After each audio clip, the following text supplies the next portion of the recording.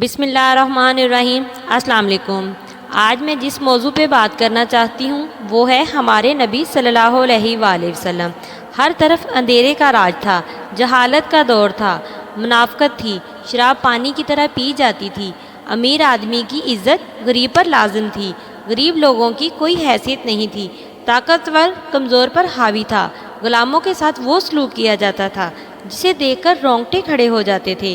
اس اندھیرے کو دور کرنے کے لیے نور مجسم صلی اللہ علیہ وآلہ وسلم تشریف لائے۔ اندھیرے کو مٹانے کے لیے معلم اعظم صلی اللہ علیہ وآلہ وسلم تشریف لائے، اور آپ صلی اللہ علیہ وآلہ وسلم کی آمد سے اس اندھیری دنیا میں ہر طرف نور ہی نور بکھر گیا۔ ہر شے جھوم اٹھی، پہاڑ اور اشجار سب آپ کے احترام میں تسلیم خم ہو گئے۔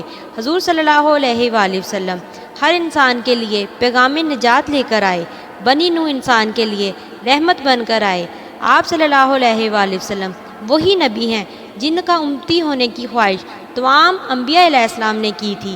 ہم کتنے خوش نصیب ہیں، ہمیں اس آقا تاجدار کی غلامی نصیب ہوئی جس کی خواہش سب نے کی تھی۔ روز محشر میں وہی تو شفاعت فرمائیں گے، وہی تو حوض کوثر پلائیں گے، وہی تو اپنی امت کو بخشوائیں گے۔ سبحان اللہ۔